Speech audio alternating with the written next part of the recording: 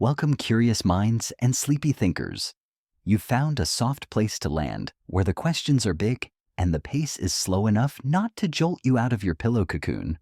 As the world outside quiets down and the stars begin to pepper the vast canvas of the night sky, we invite you to drift with us gently into a story that reaches far beyond our earthly concerns. It's a tale woven with threads of ambition, innovation, and that timeless human yearning to look up and wonder. Tonight we're going to tiptoe into one of the most profound shifts in our modern history, the quiet yet monumental transition of space exploration from the exclusive domain of nations to the burgeoning frontier of private enterprise. How did we arrive at this fascinating juncture where individuals, not just governments, are reaching for the stars? And what might this mean for the tapestry of humanity's future? As the cosmos beckons, not just scientists and astronauts, but entrepreneurs and dreamers with their own rockets. But don't worry, we'll take it slow. This isn't a race through equations or a lecture on orbital mechanics. It's more like floating through a galaxy of ideas with a cup of chamomile tea, letting the concepts wash over you like gentle starlight. We will allow our thoughts to expand, much like the universe itself, embracing the mystery and the awe that comes with contemplating such grand endeavors. There's a certain comfort in knowing that some questions are too vast for immediate answers, and that the journey of asking them can be as enriching as any destination. Imagine, if you will, a quiet evening. The air is still, perhaps a gentle breeze whispers through the leaves outside your window. Above, the first stars begin to shimmer, tiny pinpricks of light in an ocean of darkness. For millennia, humanity has gazed upon this spectacle, each twinkling point a silent question, an unspoken invitation. Our ancestors saw gods and myths in those distant lights, weaving stories that connected them to something larger than themselves. Later, they became beacons for navigation, guiding ancient mariners across vast uncharted seas. And then, with the advent of science, they transformed into distant suns, each potentially a home for other worlds, other stories. This enduring fascination with the heavens is not merely a scientific curiosity. It is a profound part of our collective soul. It speaks to a deep-seated desire within us to understand our place in the grand scheme of things, to push beyond the known, to explore what lies just beyond the horizon. Whether that horizon is the edge of our vision or the very boundary of our atmosphere. For a long time, this journey into the unknown was a dream confined to the pages of science fiction or the hushed whispers of philosophers. But then something shifted. The dream began to take tangible form.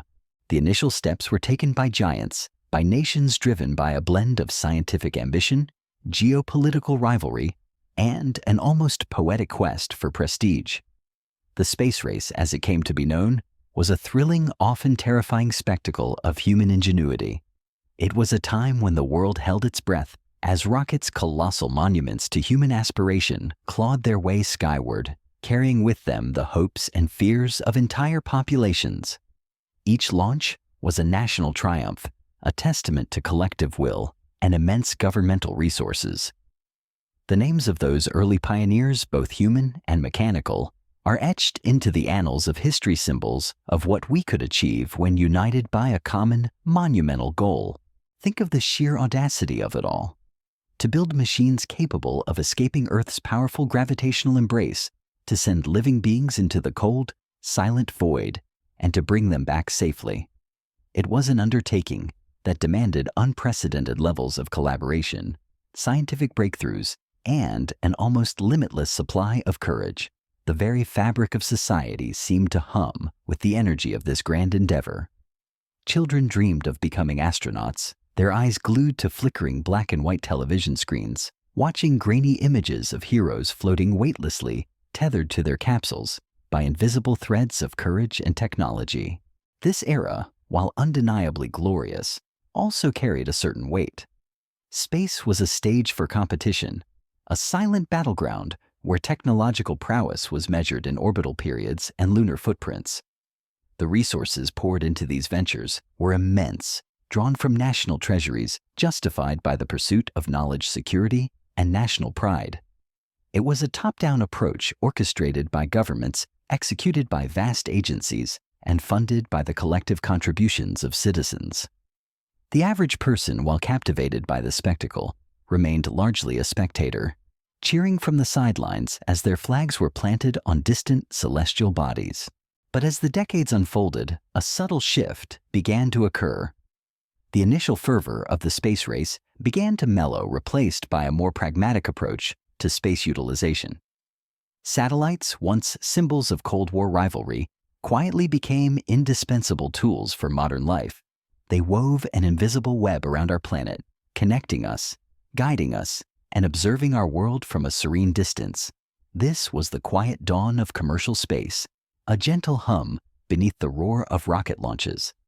A realization that space was not just a frontier for exploration, but a valuable domain for services. Yet even with this quiet commercialization, the grand narrative of human spaceflight remained largely in the hands of national space agencies. Astronauts were government employees selected through rigorous processes, trained for years, and launched on missions dictated by scientific objectives or international collaborations. The idea of a private citizen, someone without the uniform of a national space program, venturing beyond Earth's atmosphere, seemed to many like a distant fantasy, a plot point from a futuristic novel rather than a tangible possibility. And then, almost imperceptibly at first, the tides began to turn.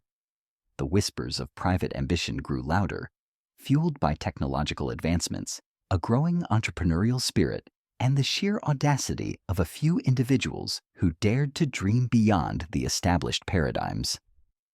These were not government officials or career scientists, but individuals who had built their fortunes on Earth, and now, with a quiet determination, turned their gaze upward, not just to observe, but to participate. They saw not just a frontier, but an opportunity. They envisioned a future where space was not just a destination for the chosen few, but a realm accessible to a broader spectrum of humanity, perhaps even one day to everyone. This shift from the grand state-sponsored spectacles to the more nimble privately funded ventures marks a truly fascinating chapter in our ongoing relationship with the cosmos. It's a story that invites us to consider not just the how of space travel, but the why. Why are these individuals, these companies investing their vast resources and boundless energy into something that for so long seemed beyond the reach of private hands? What drives them to push the boundaries of what's possible? Not for national glory, but for something else entirely. Is it pure profit, a new market to conquer? Or is it something more profound, a continuation of that ancient human impulse to explore? But now, with a different kind of engine driving the journey, as we gently explore these questions, we'll find that the answers are as varied and complex as the individuals themselves. Each company, each visionary, brings a unique philosophy, a different approach to this new space age. Some see space tourism as the first step, a way to democratize the experience of looking back at our pale blue dot. Others envision a future where space becomes an extension of our industrial capabilities, a place to build and create, easing the burden on our fragile home planet. And still others dream of even grander horizons, of making humanity a multi-planetary species, ensuring our long-term survival by spreading our roots across the solar system. These are not just stories of rockets and billionaires. They are stories about the enduring human spirit. They are about the courage to innovate, the persistence to overcome seemingly insurmountable challenges, and the unwavering belief in a future that is brighter and more expansive than the present. They remind us that even in our quietest moments, as we lie here under the vast star-strewn sky, the human journey continues, pushing ever outward, ever upward. So let us settle in and allow our minds to wander through the quiet corridors of space and time, exploring the gentle unfolding of this new era. We'll examine the paths taken by those who dared to dream beyond the Earth, understanding their motivations, their triumphs, and the challenges they face. We'll look at the engineering marvels they've created, not as cold hard machines, but as vessels of human aspiration, carrying with them the hopes of a future yet unwritten.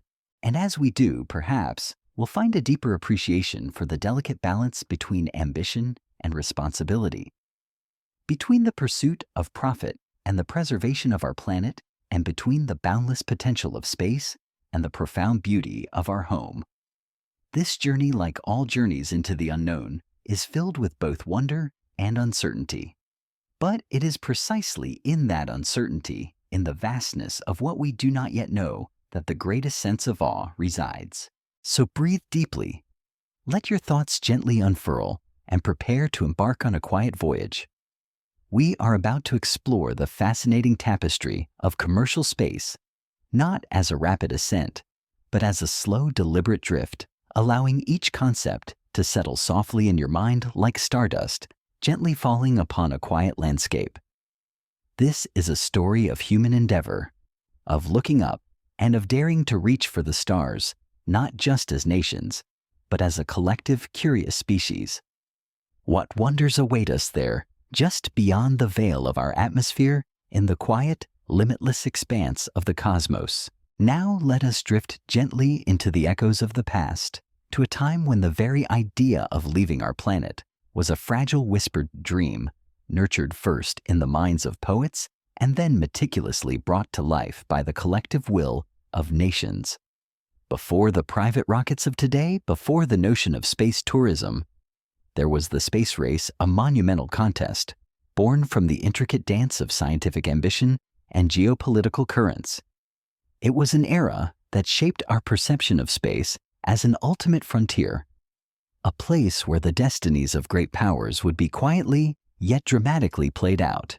Imagine for a moment the world in the mid-20th century. The scars of war were still fresh, but a new kind of tension was emerging, a silent rivalry between two colossal ideologies.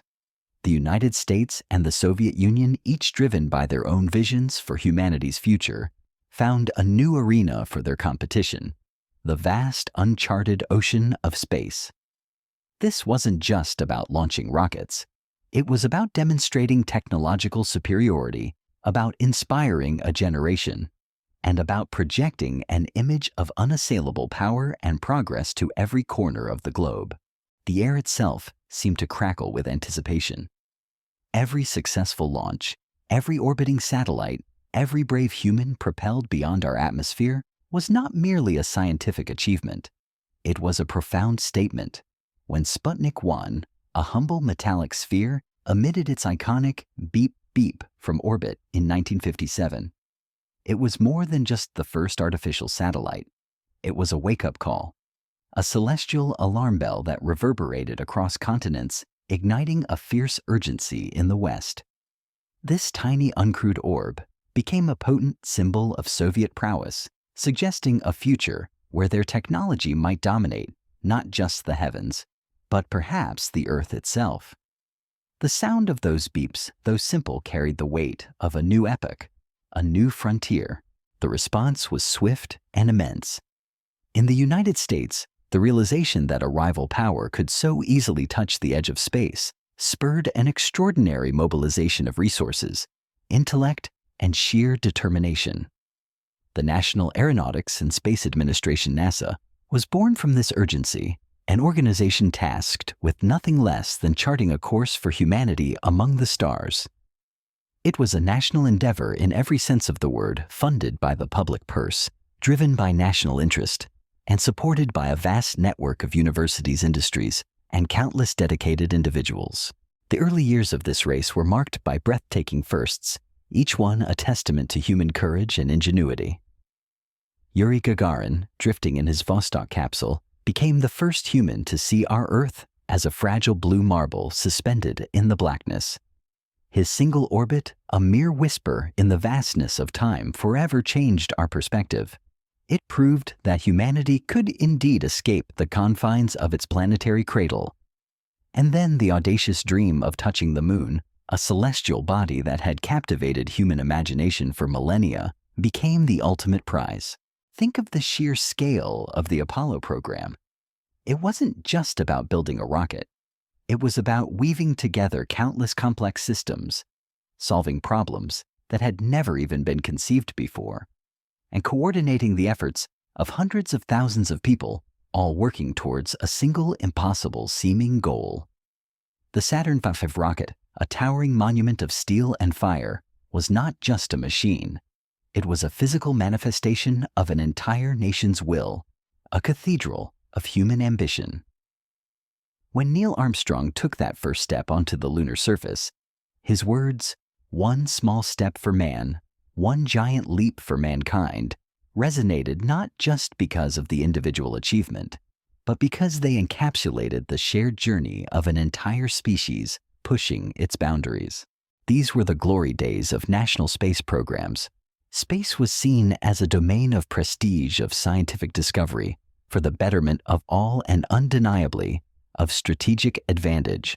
The motivations were complex, a rich tapestry woven from the threads of pure scientific curiosity, the desire to understand the universe, to unlock its secrets, and the more earthly concerns of showing, might inspiring patriotism and securing a perceived technological lead. The data gathered, the images transmitted, the sheer spectacle of it all served to unite nations in collective wonder, even as they silently competed.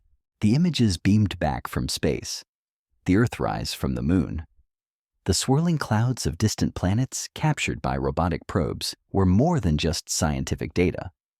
They were powerful transformative images that permeated global consciousness. They showed us our home planet in a new light, a fragile oasis suspended in an infinite void, fostering a burgeoning sense of environmental awareness and interconnectedness. For many, space became a symbol of humanity's boundless potential, a canvas upon which our grandest dreams could be projected. Yet this era also highlighted the enormous costs and inherent risks of space exploration.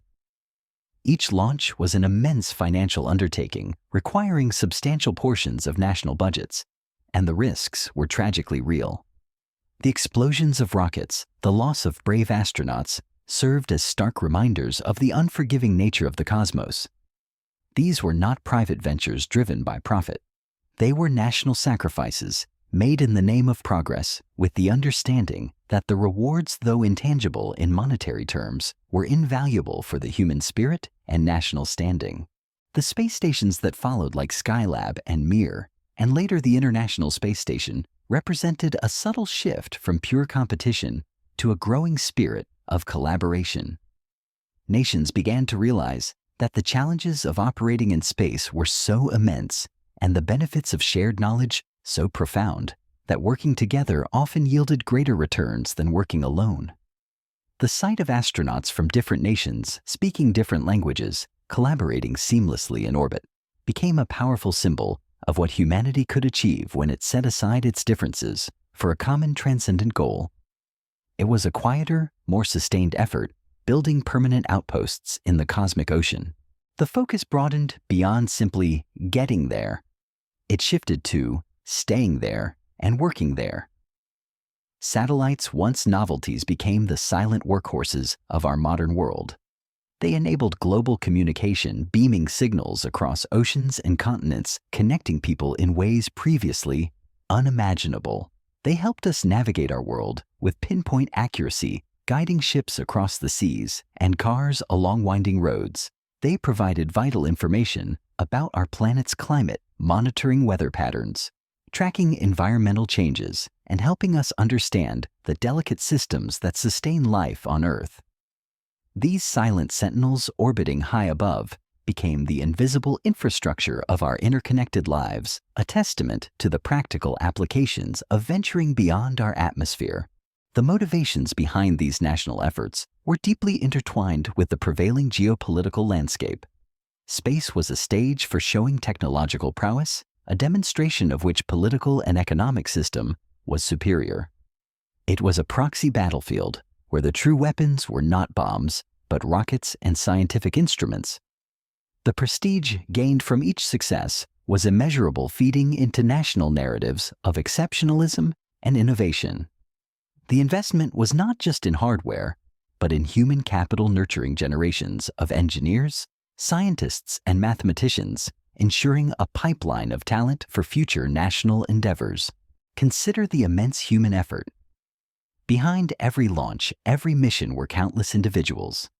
The brilliant minds in mission control, the meticulous engineers designing and testing components, the skilled technicians assembling the gargantuan rockets, and the brave astronauts undergoing years of grueling training, preparing their bodies and minds for the unimaginable rigors of spaceflight. Their stories, often unsung, were threads in the grand tapestry of national ambition. They pushed the boundaries not for personal gain, but for something larger than themselves, for the flags they represented, and for the collective curiosity of humankind. This era, while fading into history, leaves behind a profound legacy. It laid the foundation of our understanding of space, pushed the boundaries of engineering and physics, and ignited an enduring fascination with the cosmos in the hearts of billions. It was an age defined by monumental governmental investment, strategic national interests, and the collective awe of a world watching its chosen representatives venture into the unknown. The notion of space as a public good, a shared frontier to be explored for the benefit of all humanity, was deeply ingrained during this period.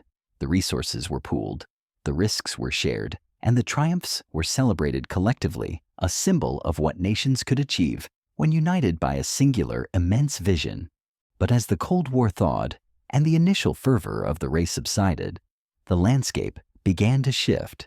The constant demand for massive public funding for space programs faced increasing scrutiny, especially as other earthly priorities began to press for attention. While scientific exploration continued, the urgency that once defined the space race slowly gave way to a more measured, collaborative, and perhaps less overtly dramatic approach. The stage was set quietly and almost imperceptibly for a new kind of player to enter the cosmic arena, driven by different motivations and ultimately charting a very different course into the boundless future. The seeds of commercialization, planted subtly in the practical applications of satellites, would begin to sprout into something far more ambitious, transforming the very nature of humanity's relationship with the stars. As the grand national spectacle of the space race began to settle into a more measured rhythm, a quieter yet profoundly significant transformation was taking root. This wasn't the thunderous roar of rockets carrying flags to the moon, but the gentle hum of silent workhorses taking their place in orbit. We're now going to explore the quiet seeds of commerce, the almost unnoticed beginnings when space, once solely a realm of geopolitical prestige and scientific endeavor, began to be viewed through a different lens, that of utility service and eventually enterprise. Imagine a time when the world was still largely fragmented by communication barriers. Messages traveled slowly, often via undersea cables or shortwave radio signals that flickered in and out of existence. Then a new kind of star began to appear in our skies, not one that burned with its own light, but one that amplified our voices and carried our images across vast distances.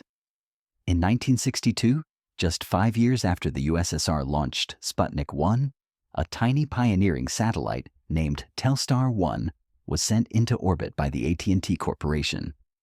This wasn't a mission to discover the origins of the universe or to plant a flag. It was a mission to connect. Telstar 1 was conceived as a means of broadcasting American television programs to Europe, a practical application of a technology born from grander aspirations. Think of this moment as the subtle ripple in a vast, calm pond. It wasn't a splash, not yet, but a faint disturbance signaling a new possibility. Telstar 1, launched fittingly on a NASA rocket, wasn't merely a technological feat. It was a commercial experiment. It showed that space could be a medium for business, a high-altitude platform for human interaction and information exchange. It was a humble beginning, a single thread woven into the burgeoning fabric of satellite communication, which would eventually become so indispensable that we would scarcely remember a time without it. This gentle expansion of commercial activity in space wasn't heralded by fanfare or grand pronouncements. Instead, it was an incremental pragmatic progression driven by necessity and ingenuity. As the capabilities of rockets grew, so did the potential for placing more and more specialized instruments into orbit. Satellites, once experimental marvels, began to evolve into reliable tools. They became the invisible infrastructure of a globally connected world, quietly enabling the flow of information that would redefine modern life. Consider the silent work of these early orbital pioneers. Beyond television broadcasts, satellites began to facilitate long-distance phone calls, beaming conversations across oceans with unprecedented clarity. Imagine the wonder of a transatlantic phone call, no longer muffled by crackling lines, but carried by an invisible messenger, high above the Earth. Then came weather satellites offering forecasters a bird's-eye view of atmospheric patterns, allowing for more accurate predictions and saving countless lives. These were not the heroic feats of lunar landings, but the steady, reliable operations that gradually, almost imperceptibly, wove space technology into the very fabric of our daily existence. The journey of commercial space also saw the emergence of smaller, more niche players, often operating far from the public eye. In 1975, for instance, a company was founded in Stuttgart, Germany, with the audacious goal of developing alternative propulsion systems for rockets. This wasn't a state-backed behemoth, but a private entity driven by the quiet ambition to innovate, to find more efficient ways to overcome Earth's powerful gravitational pull. Such ventures, though perhaps unknown to most, were crucial threads in the developing tapestry of private space capabilities. They represented an independent spirit, a belief that solutions could emerge not just from vast government labs, but from smaller, agile enterprises. The legal landscape also began to adapt to this nascent commercial interest. In 1984, a significant milestone occurred when U.S. President Ronald Reagan signed the Commercial Space Launch Act.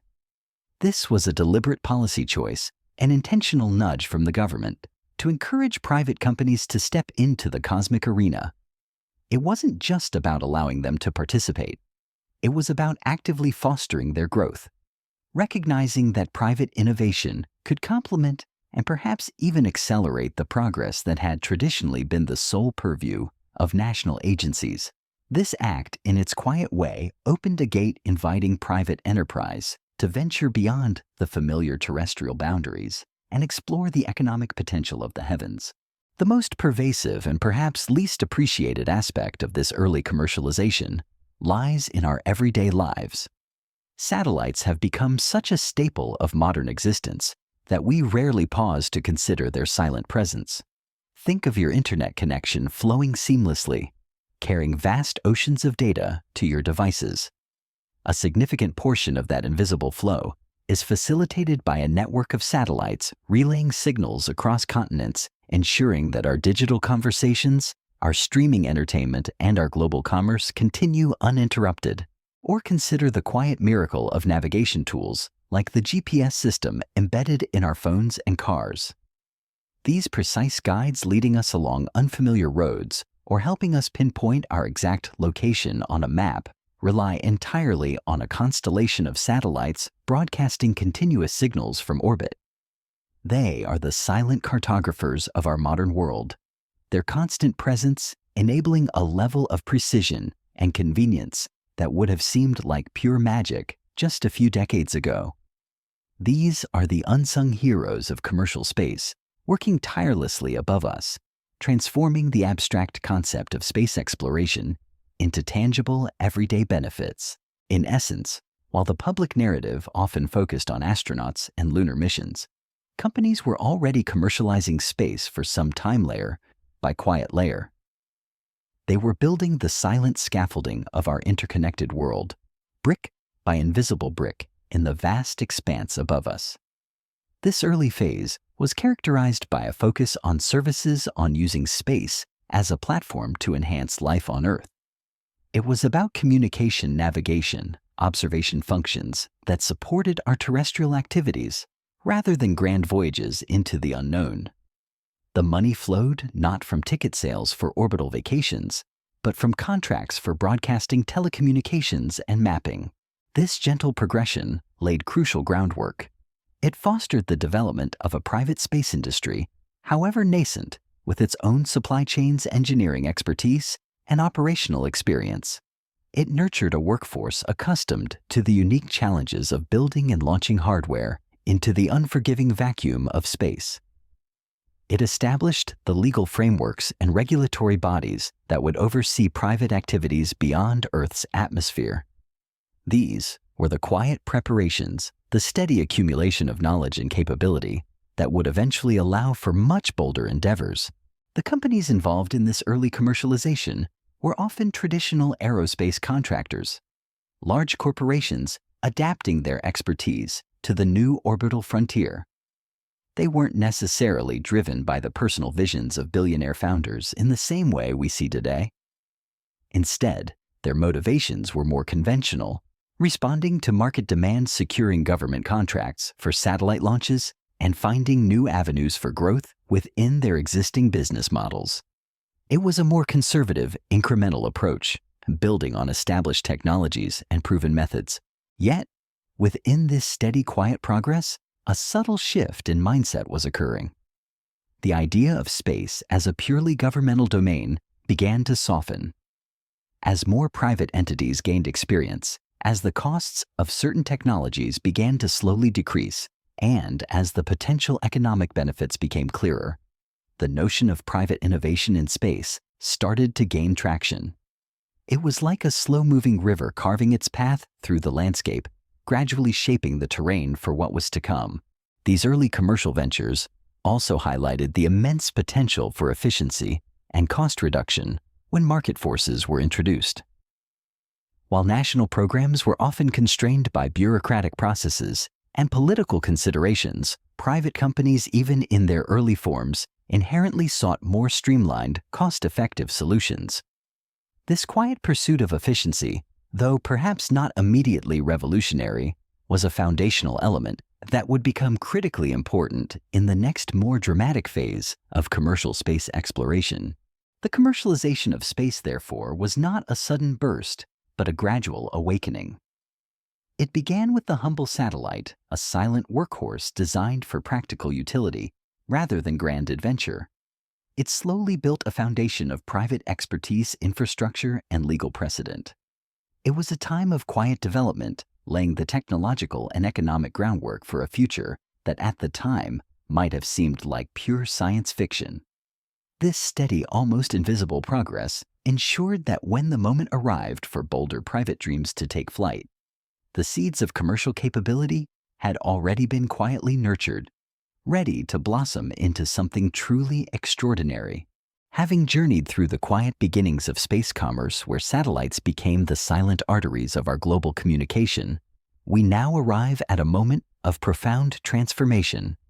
This is the new horizon unfurls a pivotal point where the narrative of space exploration shifts dramatically from the measured pace of utility to the audacious leap of personal ambition. It's a turning point marked not just by new technologies, but by the sheer will of individuals who dared to do what only nations had done before, build their own rockets and fly into the vastness themselves. Imagine, if you will, the world holding its breath as news rippled across the globe. Richard Branson and Jeff Bezos, names synonymous with earthly enterprises, had personally journeyed into space, aboard vehicles designed and built by their own companies. Whatever one's thoughts on the spectacle, this was undeniably a fascinating point in human history. For decades, the space race had been exclusively a contest or collaboration of nations, a grand ballet of flags and anthems. But now the stage was set for a different kind of performance, with private companies stepping into the spotlight. What was truly different about these recent space flights? It wasn't merely that private companies were involved. As we've explored, that had been happening for decades with satellites. The profound shift lay in the unprecedented ownership and personal engagement. These flights marked the very first time that private companies had not only built their own rockets, but had also flown their own founders into space. This wasn't a government contractor launching a satellite for a client. This was a personal voyage, a bold statement, and a deeply symbolic act. It was as if the explorers of old, instead of sailing ships commissioned by kings, had personally forged their vessels and set sail for uncharted lands bearing only their own company's banner. This moment felt different, resonant, with an almost mythical quality. It hinted at a new age, a burgeoning space tourism industry where wealthy individuals, driven by curiosity, adventure, or simply the allure of the ultimate experience, could pay to spend precious moments beyond the veil of our atmosphere. It was no longer just about science or national security. It was about the profound human desire to see our home planet from a new vantage point, to feel the silent embrace of weightlessness, to touch the edge of the cosmos with one's own hands. The symbolism of a billionaire titan of industry personally venturing into the void cannot be overstated.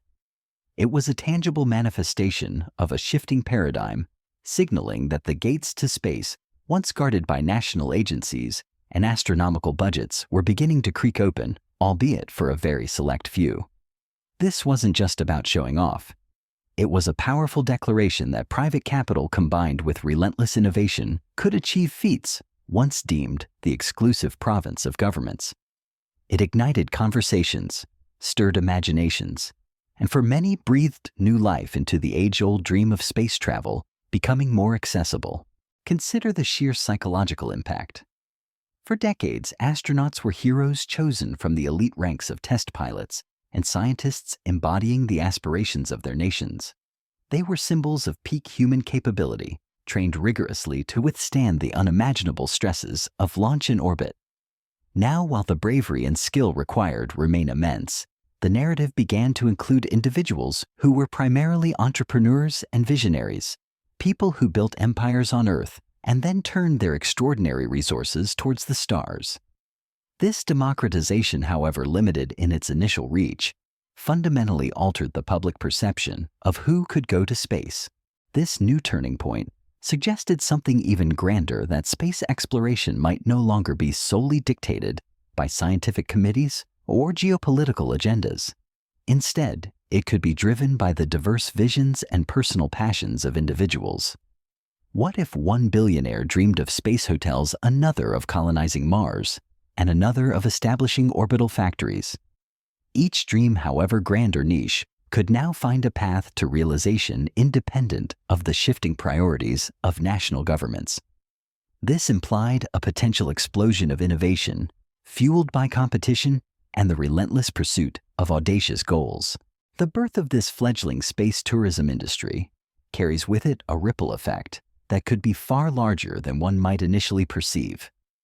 While a ticket costing hundreds of thousands of dollars is far beyond the reach of the average person, the principle of commercializing human spaceflight is a crucial first step.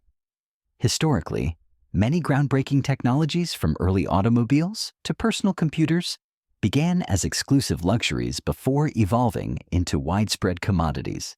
The initial high costs subsidize the research and development, refine the technology, and establish the operational frameworks, slowly, inevitably, driving prices down over time. Could the same trajectory await space travel? Could these initial expensive joyrides eventually pave the way for a future where a journey into orbit is as commonplace, or at least as attainable, as an international flight? This question hangs in the cosmic air, sparkling with both hope and uncertainty. To understand this new era more deeply, it's essential to look at the specific companies that have emerged as pioneers. We'll gently explore the differing approaches of Virgin Galactic, Blue Origin, and SpaceX. These three entities, each a unique constellation formed by the vision of its founder, offer us the best glimpses into the many possible outcomes of commercial space flights. Their distinct philosophies, technological pathways, and ultimate goals paint a rich and diverse picture of this unfolding future. They represent not a single path forward, but a branching network of possibilities, each leading to a different cosmic destination. Virgin Galactic, with its focus on a suborbital tourist experience, embodies the immediate allure of space, offering a unique perspective of Earth from above. Blue Origin, driven by a long-term vision of humanity's expansion into space to preserve our home planet, represents a more profound, almost philosophical approach to commercial space. And SpaceX, with its relentless pursuit of reusability and its ambitious goal of colonizing Mars, pushes the very boundaries of what we thought was possible. aiming for truly interplanetary scale. These are not merely three companies. They are three distinct philosophies, three different expressions of the human yearning for the stars, each contributing its own unique melody to the symphony of the new space age. The private sector brings with it a certain agility and a different set of incentives compared to government agencies. While governments operate under the weight of public accountability, political cycles, and often slower decision-making processes, private companies can be more nimble, driven by market demand, investor returns, and the singular vision of their leaders. This can lead to faster iteration, bolder risks, and a relentless focus on efficiency and cost reduction, especially through innovations like reusable rockets. This inherent drive for efficiency, often absent in the early no-expenses, spared national races, is a hallmark of this new era. Yet this private surge also introduces new questions and considerations. How will this burgeoning industry be regulated? What are the ethical implications of space tourism for the ultra-wealthy amidst pressing global challenges? Will space become a playground for the rich, or a true frontier for all humanity? These are not easy questions, and the answers are still forming. Much like the nebula that eventually coalesces into a new star system, the journey into this new horizon is not without its complexities, its moral dilemmas, and its moments of uncertainty. But at its core, this turning point signifies a profound shift in human agency. For millennia, our destiny in space was largely dictated by the collective will of nations, by political alliances, and by the grand, slow machinations of governmental bodies. Now, as private rockets pierce the sky, carrying not just payloads, but the very founders who dreamed them into existence, the narrative feels more personal, more immediate. It's a testament to individual vision, entrepreneurial spirit, and the sheer audacity of those who believe that the future of humanity lies not just on Earth, but among the stars, accessible to anyone with the vision and means to reach for it. This emerging era of private spaceflight, therefore, is more than just a technological advancement. It is a profound cultural moment, reshaping our relationship with the cosmos. It invites us to dream bigger, to imagine a future where the sky is no longer a limit, but merely a starting point. It's a reminder that even in the quietest moments, as we gaze at the distant twinkle of a star, humanity is relentlessly pushing forward, expanding its horizons, and redefining what it means to be a spacefaring species. The curtain has truly risen on a new act in humanity's cosmic drama, and the players are now as diverse and unpredictable as the stars themselves. As we continue our gentle journey into the new era of commercial space, let us now turn our gaze towards one of the most prominent pioneers of this burgeoning field, Virgin Galactic. This is the story of a company that chose to bet heavily on the allure of space tourism. Driven by the audacious vision of its founder, Richard Branson, who with characteristic flair sought to win the race to be the first billionaire to fly into space on his own rocket. Imagine the excitement, the quiet anticipation that must have buzzed around the world on July 11th, 2021. On that day, Richard Branson, the very embodiment of adventurous entrepreneurship, achieved a dream he had nurtured for years. He soared into the suborbital reaches of space aboard VSS Unity, a spacecraft crafted by his own company. This wasn't merely a scientific mission. It was a demonstration, a declaration that the age of private individuals experiencing space was truly upon us. It was a flight that captured imaginations, painting a vivid picture of what might soon be possible for those with the means to pursue it. Branson's interest in space tourism, however, didn't ignite overnight. His company, the Virgin Group, known for its ventures across music, airlines, and even banking, had taken a keen interest in the idea of space travel much earlier, back in the mid-2000s. They observed a smaller yet remarkably innovative company called Scaled Composites, diligently developing its own rocket aptly named Spaceship One. Scaled Composites harbored a bold ambition to win the Ansari X Prize, a privately funded competition aimed at spurring the development of private crewed spacecraft. This prize, a shining beacon of incentive, was a crucial catalyst demonstrating that significant milestones could be achieved outside traditional governmental channels. Branson, with his keen eye for opportunity and his innate ability to connect with ambitious projects, reached out to Scaled Composites. He saw not just a single spacecraft, but the potential for a new industry. He made a compelling offer if Scaled Composites succeeded in their quest for the X Prize. The Virgin Group would become their sole customer for future spacecraft. It was a partnership born of shared vision and mutual benefit, a commercial handshake stretching towards the stars. And succeed they did. On October 4, 2004, Spaceship One made history. It flew to an altitude of 112 kilometers and safely returned to Earth with its crew.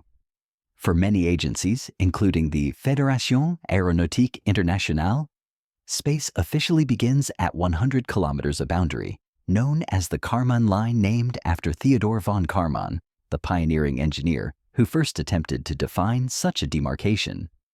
Spaceship One soared past this invisible boundary, marking a triumph for private spaceflight and cementing its place in the annals of aviation history.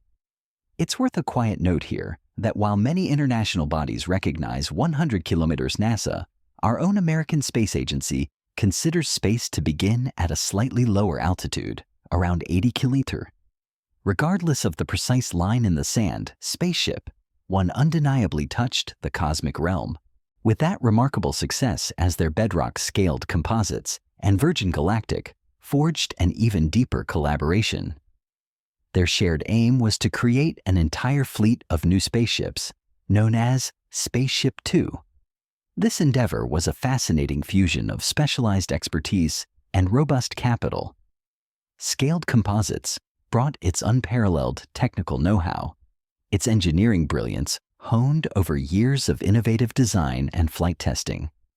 Virgin Galactic, in turn, provided much of the initial capital, the financial fuel needed to transform concept into reality, to build an entire infrastructure around this ambitious vision. Together they founded the Spaceship Company, a testament to their intertwined destinies in this new space frontier. Initially, Virgin held a significant 70% stake, but over time, as the vision solidified and the investment deepened, Virgin eventually bought out the company, completely taking full ownership of this pioneering venture. This consolidation underscored Virgin Galactic's unwavering commitment to its primary aim, space tourism. The rocket and spacecraft they meticulously designed had one clear purpose in mind: to safely transport 6 passengers and 2 pilots into space, allowing them to witness the breathtaking curvature of the Earth from above and to experience the profound ethereal sensation of weightlessness. The method they devised for this journey was truly ingenious, departing significantly from traditional rocket launches. Instead of relying solely on a massive rocket thrusting directly from the ground, Virgin Galactic adopted a 2-stage approach. Their Spaceship Two was designed to be carried aloft by a specialized aircraft named White Knight II. Imagine a graceful mothership with a wingspan wider than a Boeing 747 soaring steadily upwards, carrying its precious cargo beneath its belly. White Knight II ascends to an altitude of approximately 15,000 meters, a comfortable cruising height for many commercial airliners, but still far below the edge of space. At this precise altitude, the spacecraft VSS Unity is gently released. It detaches from its carrier aircraft and, after a brief moment of silent separation, activates its hybrid rocket booster.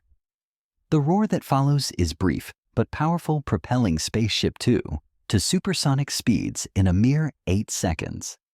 The experience within must be exhilarating, a rapid acceleration that pins passengers back in their seats as the vessel punches through the upper atmosphere. From there, Spaceship Two begins its remarkable climb, arcing higher and higher until it is pointed almost straight up.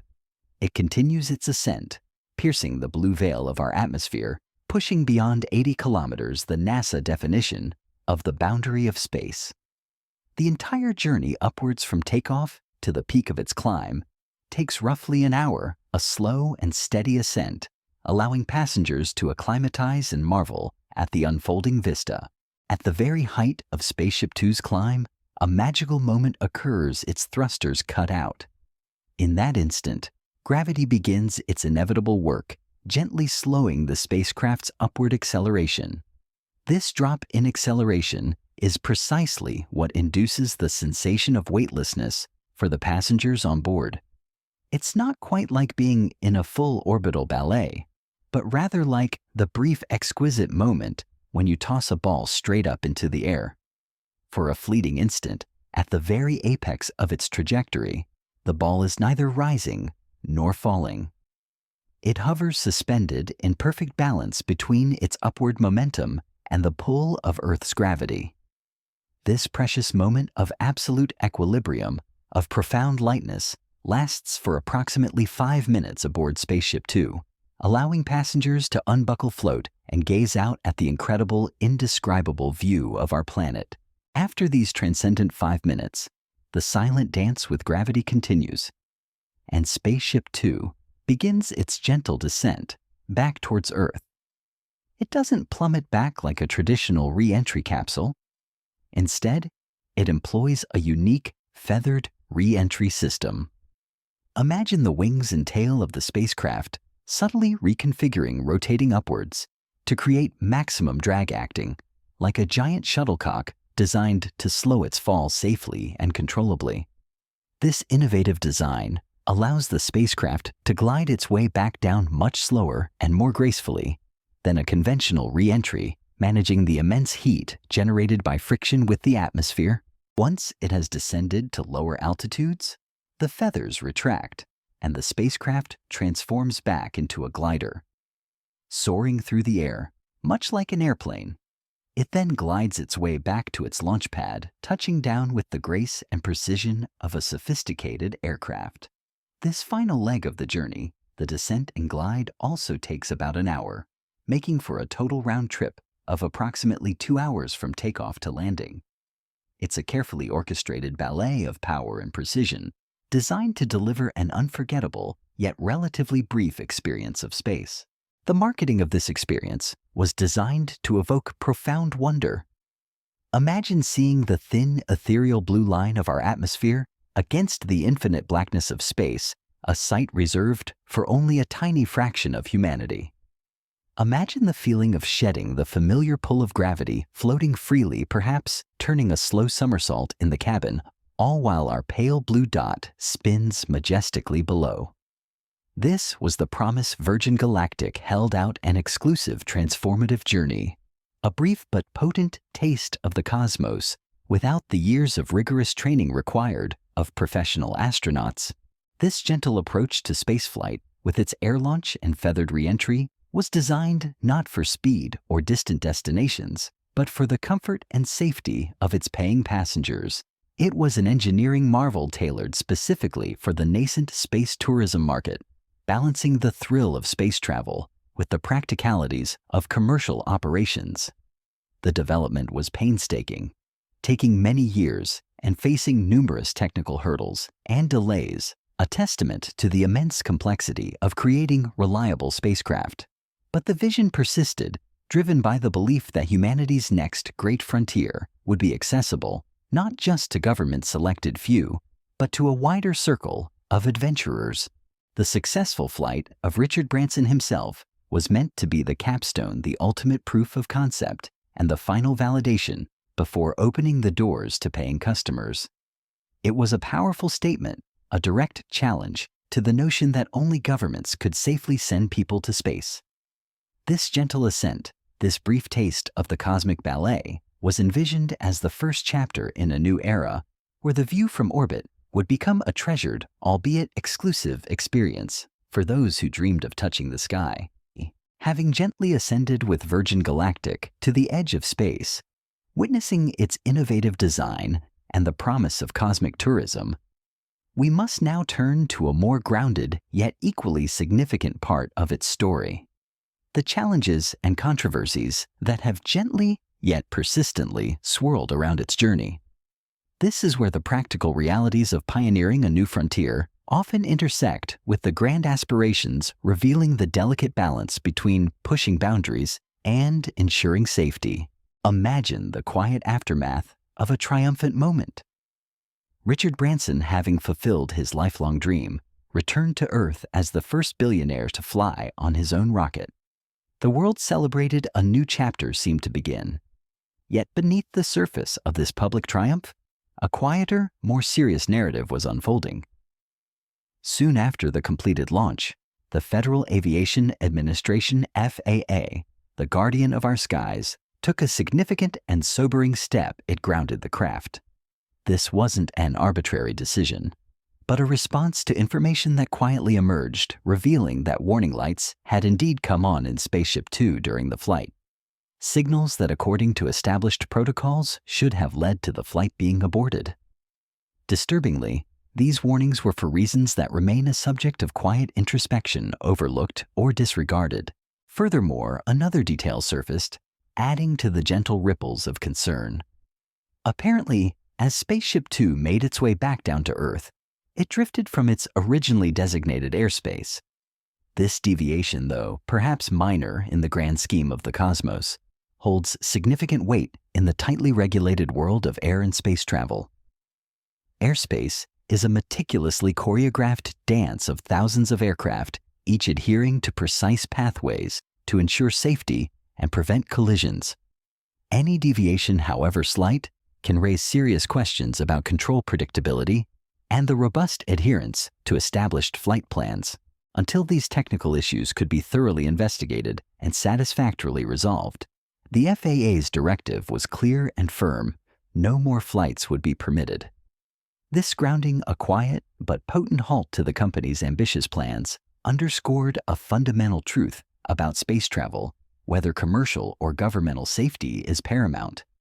The allure of space, the wonder of exploration, must always be tethered to an unwavering commitment to the well-being of those who venture into the void.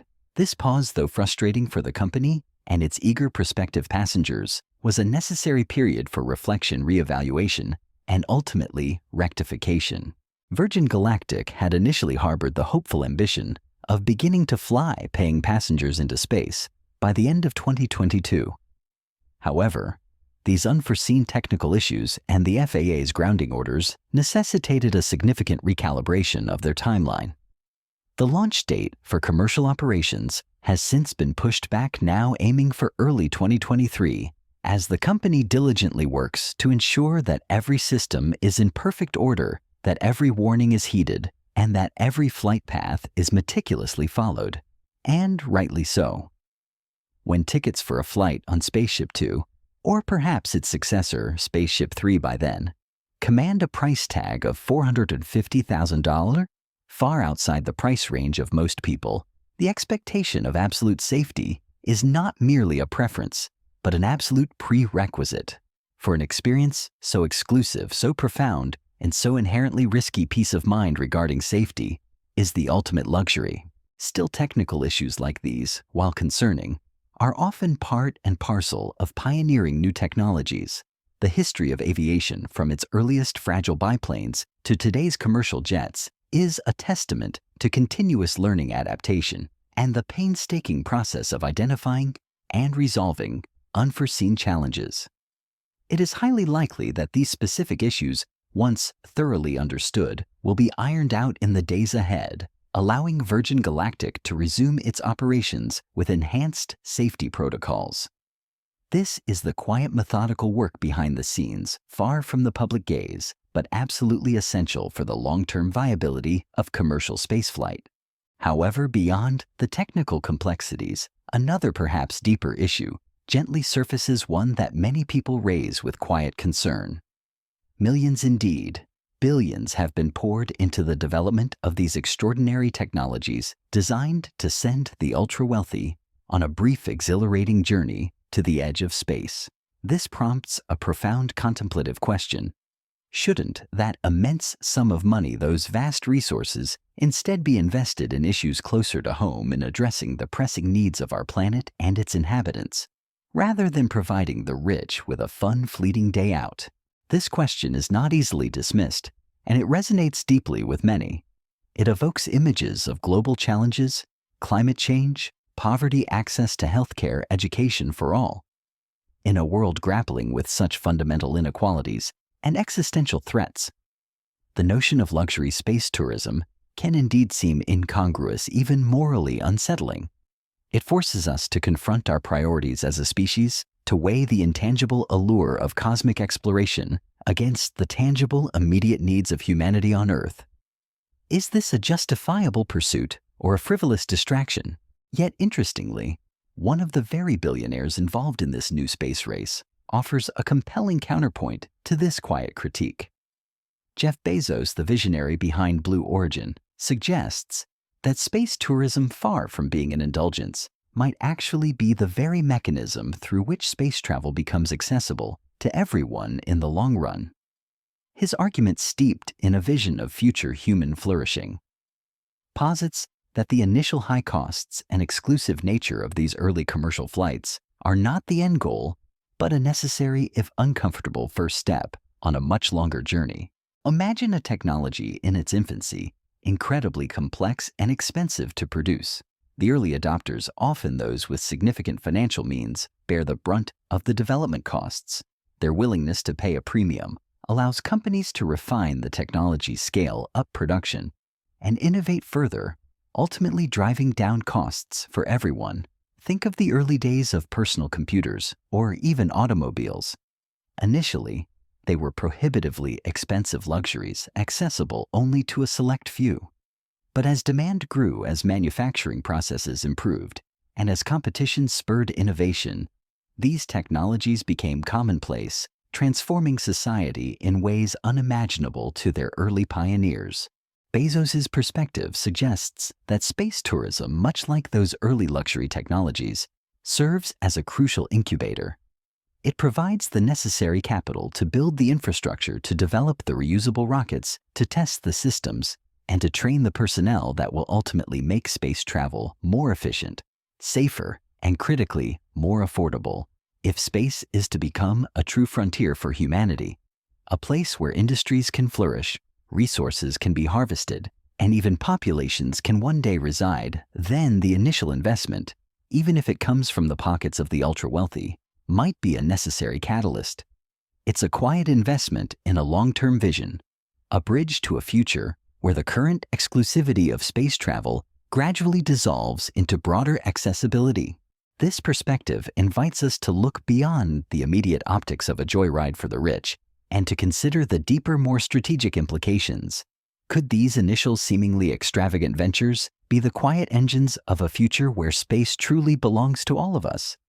Could the very act of providing a unique high-value experience to a few be the economic model that seeds a truly spacefaring civilization?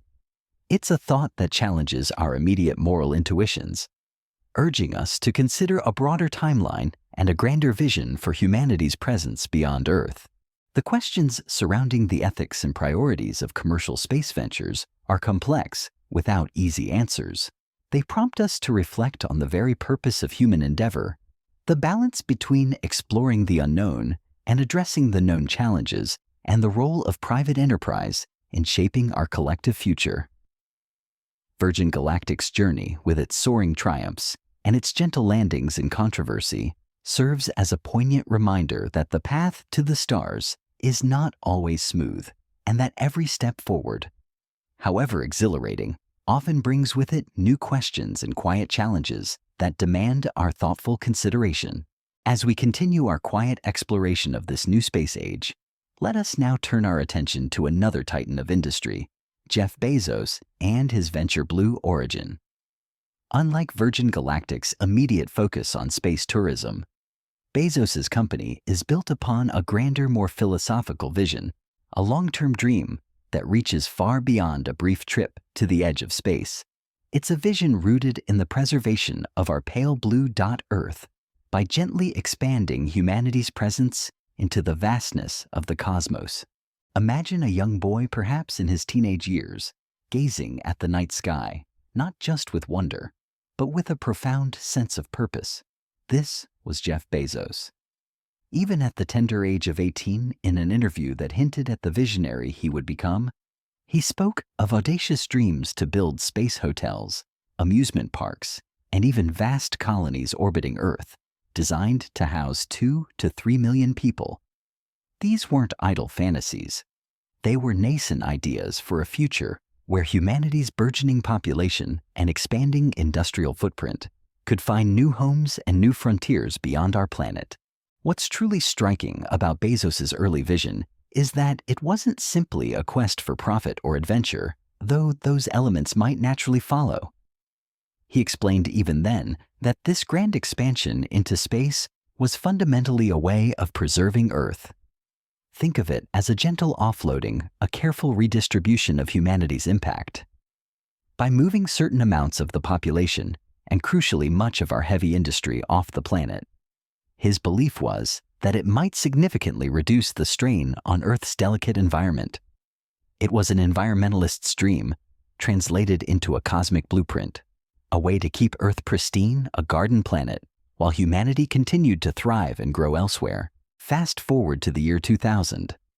By this time, Bezos had amassed considerable wealth from the meteoric success of Amazon, transforming it from an online bookstore into a global e-commerce giant.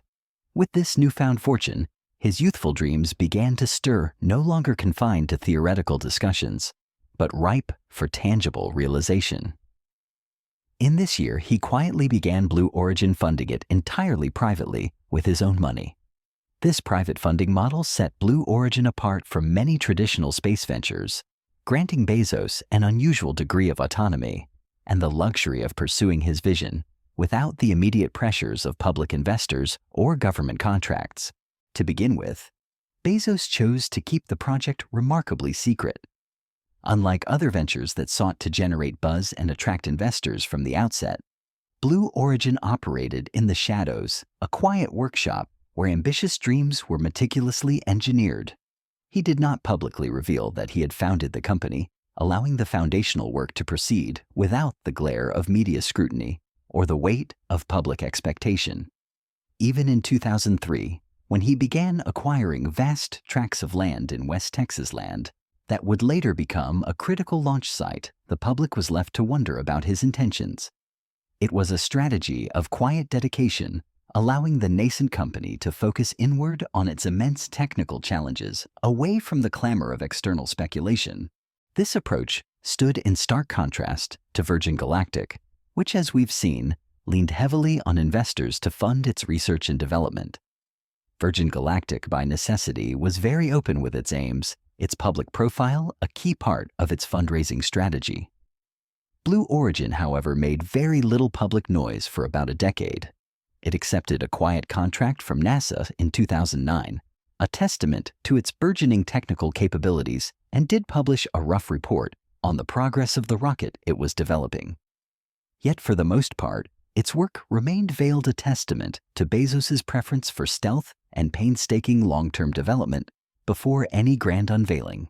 It wasn't until 2015 that Blue Origin began to speak more openly about its goals.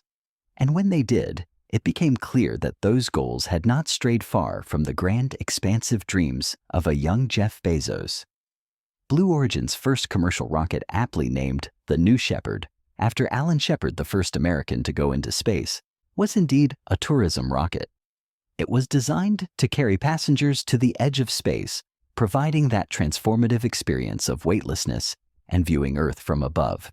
But Bezos made it abundantly clear in his speeches that this was merely a beginning. In his mind, the New Shepard was not the destination, but simply the first step on a much longer, more ambitious journey.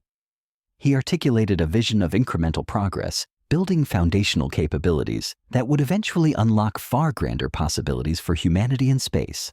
In a particularly illuminating speech in 2016, Bezos drew a fascinating comparison, likening the nascent space industry of today to the aviation industry in its infant days.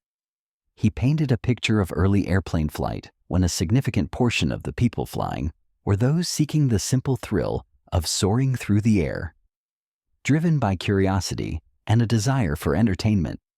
This initial tourism and entertainment factor, he argued, expanded interest in the industry, creating an economic engine that fueled further research and development. This in turn allowed many companies to develop the technology further, making it safer, more efficient, and eventually more affordable. Nowadays, almost anyone can buy a plane ticket traversing continents with ease and speed. Bezos suggested that although spacecraft tickets are extraordinarily expensive for now in the long run, the space industry could follow the same remarkable trajectory. This analogy provides a powerful lens through which to view Blue Origin's strategy. The tourism flights, while exclusive now, are seen as the initial sparks that ignite broader interest and generate crucial revenue to fund the development of much larger, more ambitious rockets. It's a stepping stone, a proof of concept, and a necessary economic model to bootstrap the creation of a vast future space infrastructure.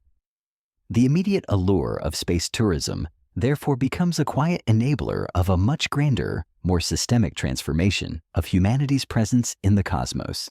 Bezos's New Shepard rocket 2 is a little different in design from Branson's Spaceship 2.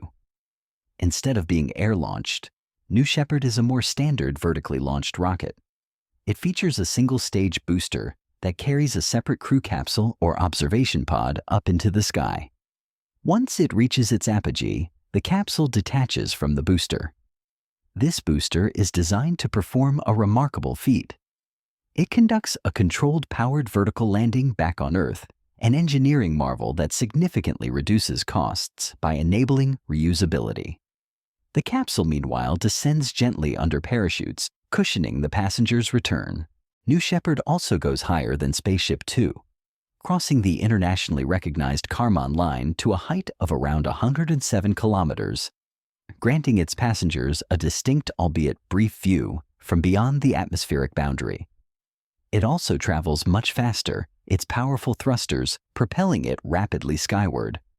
The entire trip from takeoff to landing will only last about 11 minutes, a remarkably swift journey compared to Virgin Galactic's 2-hour round trip.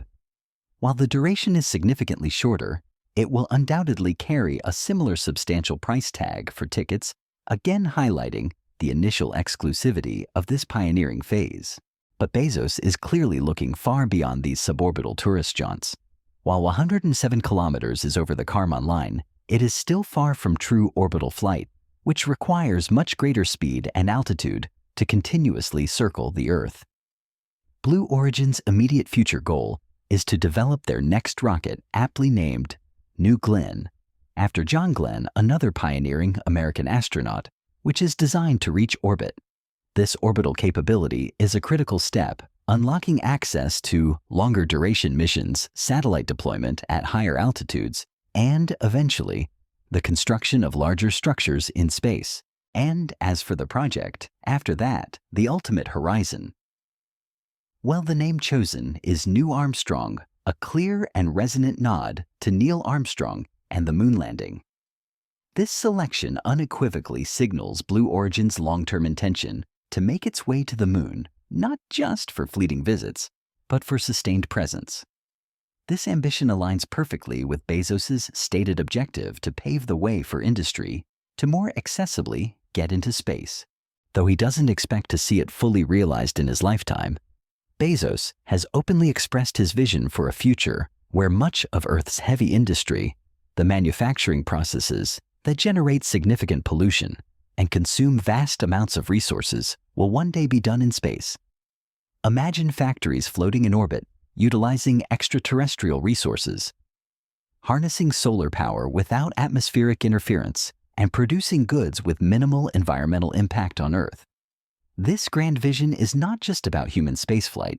It's about safeguarding our planetary home, transforming Earth into a magnificent natural park, while the necessary but often messy work of industry takes place in the silent, expansive void. This long-term visionary approach differentiates Blue Origin.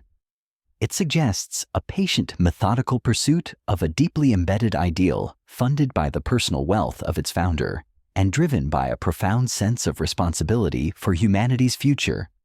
It's not about quick returns or immediate spectacle, but about building the fundamental infrastructure that will allow human civilization to truly expand beyond its terrestrial cradle.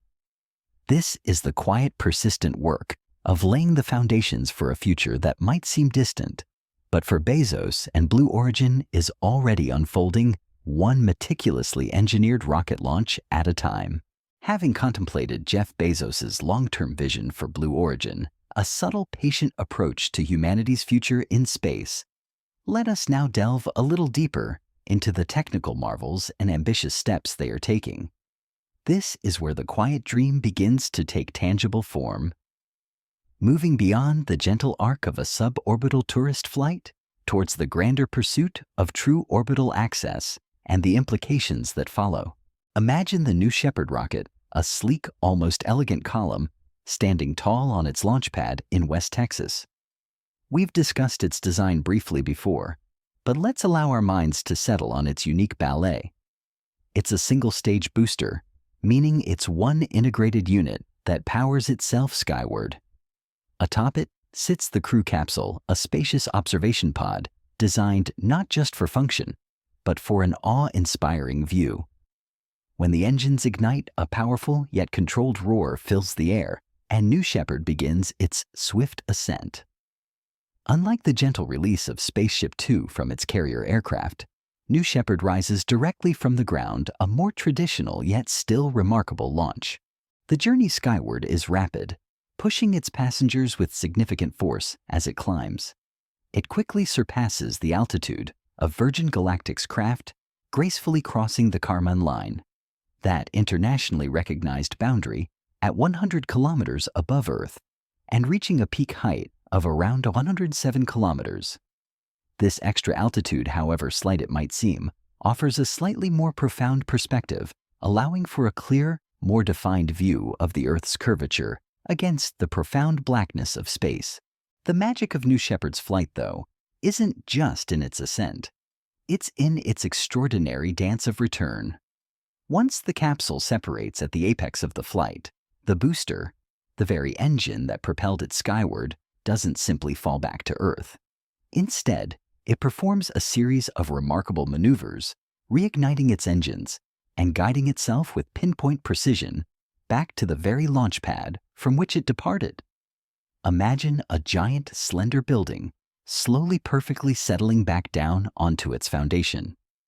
This controlled, powered vertical landing is a truly breathtaking feat of engineering, reducing the cost of spaceflight dramatically by making the most expensive part of the rocket reusable. It's like being able to use an airplane over and over again without needing to build a new one for every flight. Meanwhile, the crew capsule, having given its passengers a few minutes of silent weightlessness, begins its gentle descent. It deploys parachutes, large billowing canopies that softly lower the capsule back to Earth, cushioning the occupants for a smooth, safe landing in the Texas desert. The entire experience, from the moment of liftoff to the gentle touchdown, lasts only about 11 minutes. Compare this to Virgin Galactic's 2-hour round trip. While shorter, it provides an intense, immediate, and utterly transformative experience of space, albeit one that will still carry a significant price tag reflective of the cutting-edge technology and inherent challenges involved. But for Jeff Bezos, New Shepard is merely an elegant opening act. While 107 kilometers is indeed beyond the Kármán line, it's crucial to understand that it is still very much a suborbital flight. The capsule does not achieve the immense horizontal velocity required to continuously circle the Earth. To reach true orbit, to become a satellite itself, a spacecraft must travel at thousands of kilometers per hour, fast enough to perpetually fall around the Earth without actually falling back down. This is a far more demanding engineering challenge, requiring exponentially more energy and precision. Blue Origin's next great leap, their true testament to a larger vision, is the development of the New Glenn rocket. Named after John Glenn, the first American to orbit Earth, this rocket embodies Bezos's commitment to making humanity a spacefaring civilization. New Glenn is a gargantuan machine, far larger and more powerful than New Shepard. Its sheer size and thrust capabilities are designed to achieve true orbital flight, enabling it to carry much heavier payloads and to reach destinations far beyond the fleeting edge of space. Imagine New Glenn standing on the pad, a colossal tower ready to ferry not just people on brief excursions, but potentially vast amounts of cargo, multiple satellites, or even components for future space stations into orbit. This is where the groundwork for Bezos's larger vision truly begins to be laid. Orbital access means the ability to build and sustain a permanent human presence in space, to deploy the infrastructure necessary for future industries, and to launch missions to even more distant celestial bodies. It's the difference between dipping a toe in the ocean and building a thriving port, and what lies beyond New Glenn. The name itself whispers the answer: New Armstrong. This project, named, of course, after Neil Armstrong, the first human to step on the moon unequivocally, signals Blue Origin's intent to return humanity to the lunar surface, but not just for a flag-planting visit. The ambition here is far grander: to establish a sustained human presence on the moon. Imagine lunar bases, mining operations, scientific outposts, the moon becoming a stepping stone, a staging ground for humanity's deeper excursions into the solar system. This focus on the moon is entirely in line with Bezos's stated objectives to pave the way for industry to more accessibly get into space.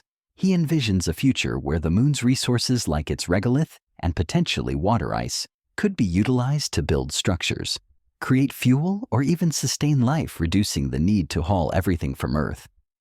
It's a vision of off-world manufacturing, a way to move the heavy, often polluting industries that currently dominate our terrestrial landscape into the vast, clean vacuum of space. Consider the immense benefits of such a shift. On Earth, manufacturing processes consume vast amounts of energy, generate pollution, and contribute to resource depletion. In space, imagine abundant, unfiltered solar energy, vast expanses for factories, and the potential to utilize asteroid resources, all while leaving our precious planet as a pristine haven. Bezos has often spoken of Earth becoming a garden planet, a place reserved for life, recreation, and delicate ecosystems, while the messy, heavy work of industrial civilization happens off-world. This is not a dream of abandoning Earth, but of preserving it by gently expanding outward. Though he doesn't expect to witness the full realization of this grand vision in his own lifetime, Bezos's commitment is unwavering. He believes that the long-term future of humanity, its continued growth and flourishing, necessitates this move into space. It's an investment in centuries, not just decades. The current, seemingly expensive ventures, the high-priced tourist tickets, are merely the initial capital, the seed money to build the fundamental technologies and capabilities needed to reach this ultimate goal. The quiet persistence of Blue Origin, in stark contrast to the more public-facing and sometimes dramatic ventures of others, reflects Bezos's long-term strategic thinking. He's building patiently, piece by piece, investing in foundational technologies like reusable rockets and heavy-lift launchers, knowing that these are the indispensable building blocks for a future where millions could live and work in space. It's a methodical approach, driven by a deep conviction about humanity's ultimate destiny among the stars. The ambition to move heavy industry into space also hints at a future where the concept of resources extends far beyond Earth. Asteroids rich in valuable minerals and the moon itself with its unique regolith become potential quarries.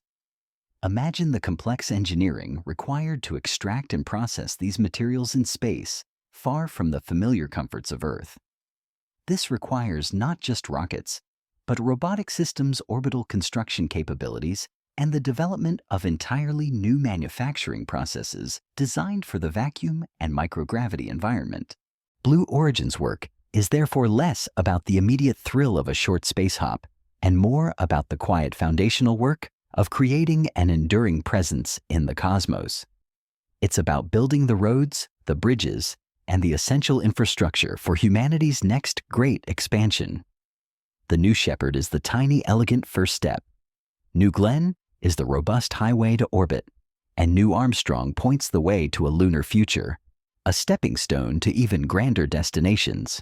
This steady, measured progress, fueled by personal conviction and substantial private capital, showcases a different kind of vision for commercial space. It's not just about what is possible today, but what fundamental capabilities need to be built to enable a truly sustainable, expansive future for humanity. It's about the patient laying of groundwork, knowing that the magnificent structure will take generations to complete. And in that quiet, persistent effort, there is a profound sense of hope for our collective future. As we have gently explored the distinct paths of Virgin Galactic and Blue Origin, one focused on suborbital tourism, the other on a patient long-term expansion for humanity, it is now time to turn our quiet gaze towards a company that stands apart, charting an even bolder, more audacious course. This is the story of SpaceX, Elon Musk's enterprise, which from its very inception has been focused not primarily on space tourism, but on the far grander and arguably more transformative goal of commercial ventures and the ultimate conquest of Mars. Imagine, if you will, a different kind of visionary. While Branson dreamed of shared experiences at the edge of space, and Bezos of preserving Earth by moving industry outward, Elon Musk harbored a singular, unwavering ambition to make humanity a multi-planetary species. Since its founding in 2002, SpaceX has not merely aimed to participate in the space industry, it has sought to fundamentally reshape it, driven by a relentless pursuit of efficiency and an almost feverish pace of innovation. SpaceX's journey has been less about gentle ascents and more about powerful transformative leaps.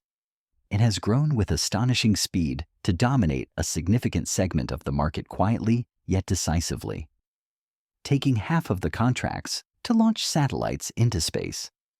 This market dominance isn't a coincidence. It's the direct result of a revolutionary approach that fundamentally altered the economics of space access. The core of SpaceX's success in this area lies in a groundbreaking innovation. Its flagship rocket, the Falcon 9, is reusable.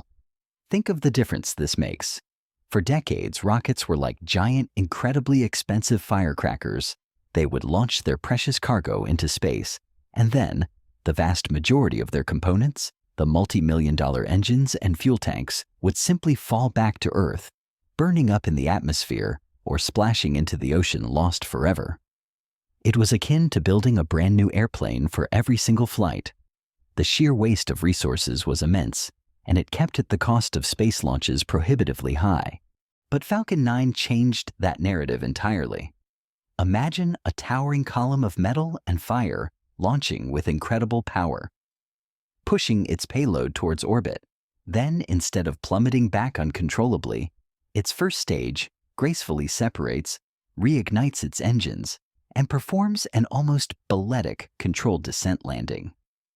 Precisely and softly on a drone ship out at sea or back on a landing pad on land.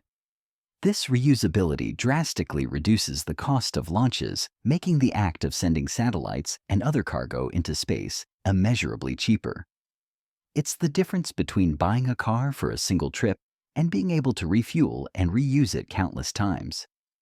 This economic shift has been nothing short of revolutionary, making space far more accessible for a multitude of commercial and scientific ventures.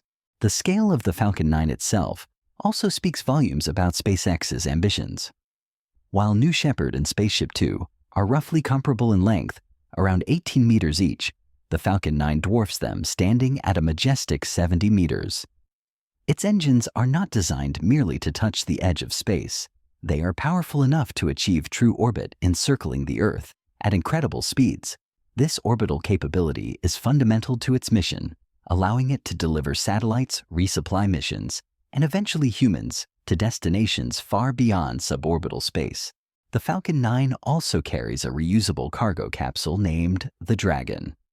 This capsule, a marvel of modern engineering, was the first private spacecraft to successfully carry supplies up to the International Space Station ISS. This was a critical milestone, demonstrating that a private company could reliably resupply an orbiting outpost, a task previously performed exclusively by national space agencies. It showed that SpaceX wasn't just building rockets, it was building an integrated transportation system capable of delivering vital goods and eventually crew to destinations far beyond the lower atmosphere. The raw capability of the Falcon 9 is truly impressive. It is able to carry 5,500 kilograms of weight into orbit, a substantial amount of cargo that can range from communication satellites to scientific instruments. And if the need arises, and the client is willing to sacrifice the reusability of the rocket for a specific mission, it can carry even more weight, pushing the boundaries of its capacity. This ability to transport heavy cargo reflects a possible future purpose of SpaceX that extends far beyond Earth orbit to carry freight to Mars.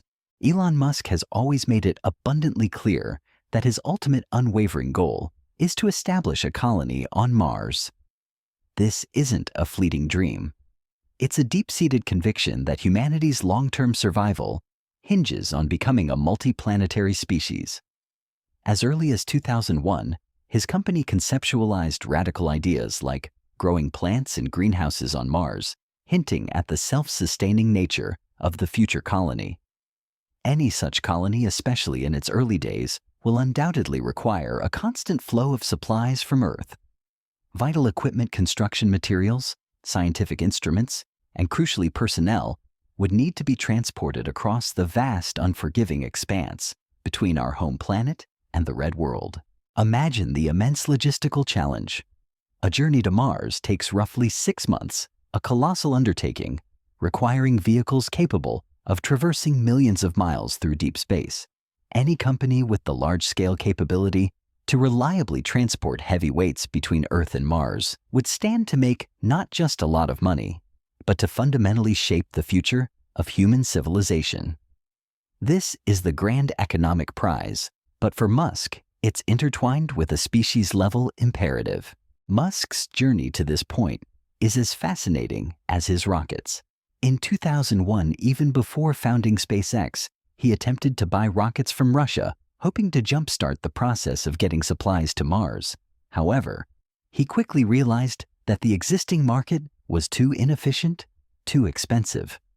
With characteristic audacity, he concluded that it would be cheaper and ultimately more effective to simply create his own. This realization was the quiet genesis of SpaceX, born from a desire to solve a problem that no one else was addressing effectively: the exorbitantly high cost of space access. Thanks to the remarkable success of SpaceX, which was recently valued at an astounding $100 billion, Musk has gained the financial resources necessary to further his almost utopian dream. The revenue from successful satellite launches and ISS resupply missions has become the fuel for his grander interplanetary ambitions. This is a crucial aspect of SpaceX's model. Commercial success on Earth is directly funding the audacious push towards Mars. The next frontier for SpaceX is embodied in a new line of rocket known as Starship. This is not merely an incremental improvement.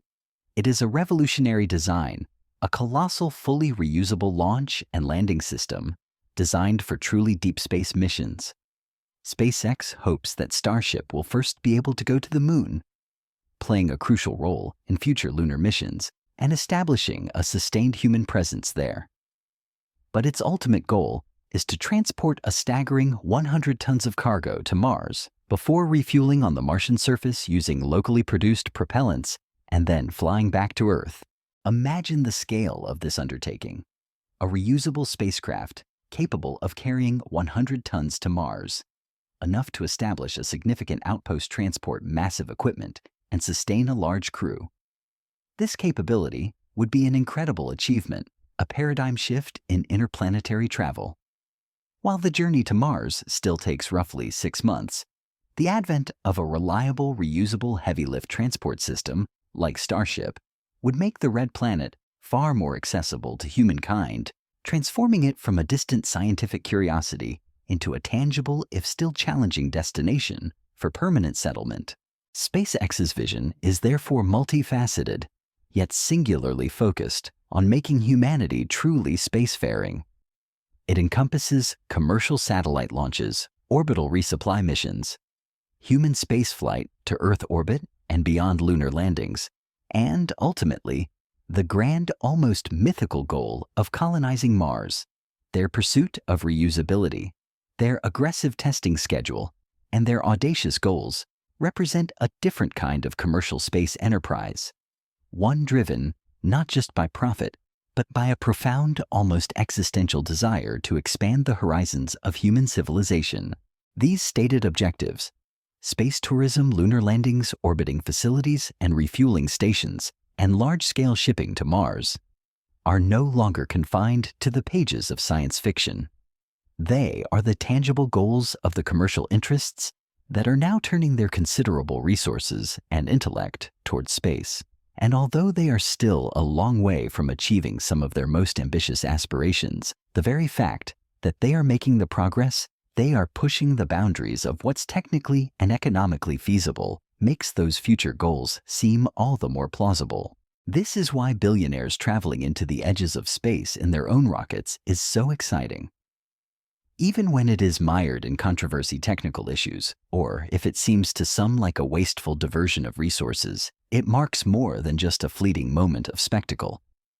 It not only signals the beginning of an age where trips for the average person traveling to another planet could one day become a genuine reality, but it could also lead the way for humanity to truly become an interplanetary species. And in that vast, almost unimaginable future, there is undeniably something profoundly hopeful, a silent promise that our story as a species is far from over.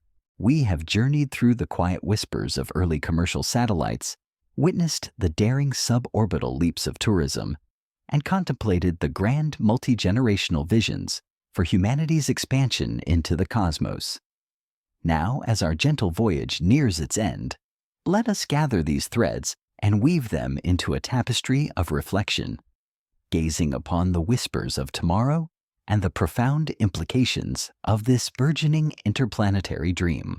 Imagine for a moment the collective objectives we've softly touched upon: space tourism, offering fleeting glimpses of our beautiful Earth from above, lunar landings hinting at a sustained presence on our celestial neighbor, orbiting facilities and refueling stations acting as stepping stones to deeper space, and the monumental task of shipping vital supplies to Mars, paving the way for a multi-planetary future. These are no longer just the stuff of vivid imagination or distant scientific theory.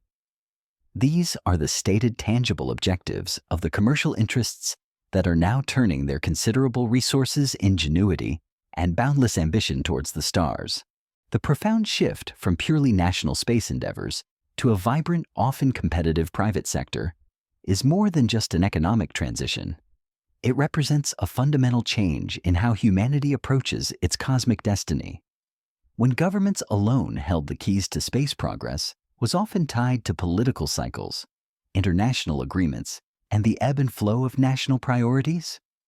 Now, with private entities in the fray driven by different incentives, the pace of innovation can accelerate, propelled by market forces, technological breakthroughs, and the singular visions of audacious founders.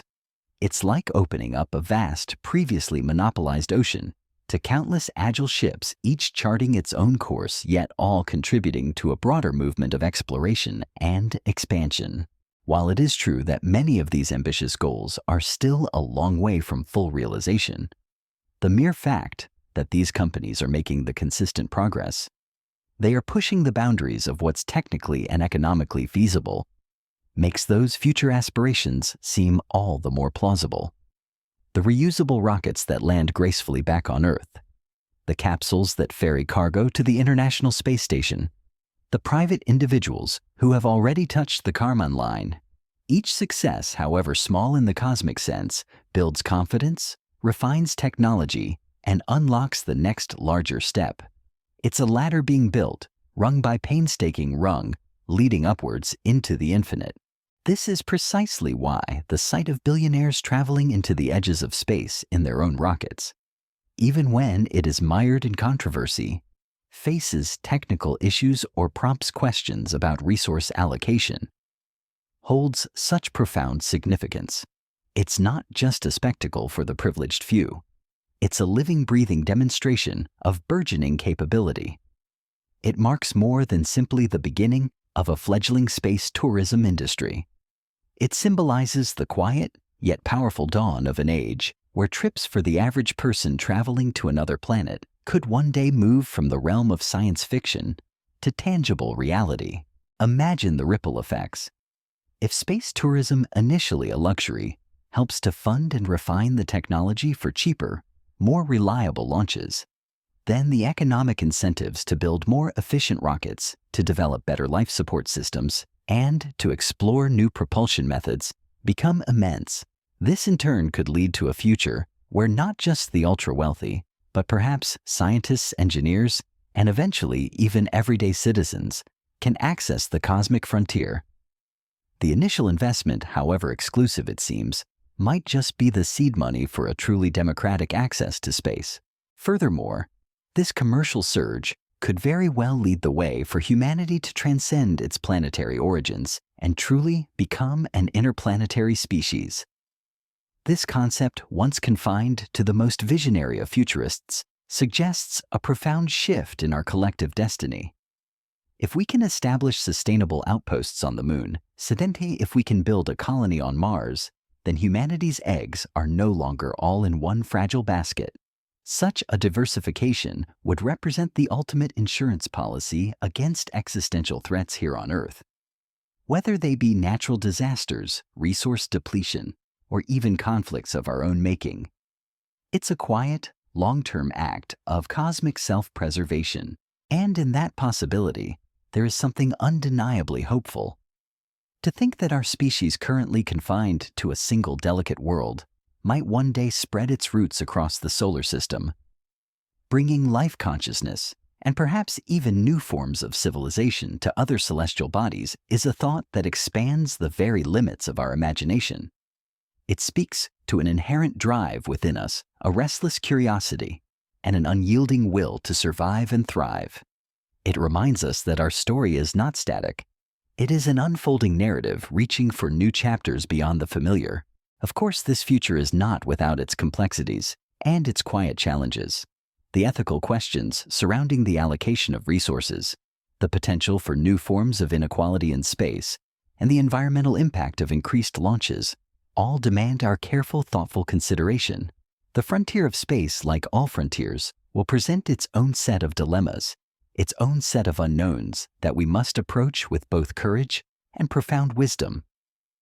But these are questions for a journey, not deterrents to the journey itself. They are the quiet hum of responsibility that accompanies the boundless roar of ambition. So as we bring our thoughts back to our gentle landing on Earth, let us carry with us a renewed sense of wonder for the night sky and for the remarkable human spirit that continues to reach for it.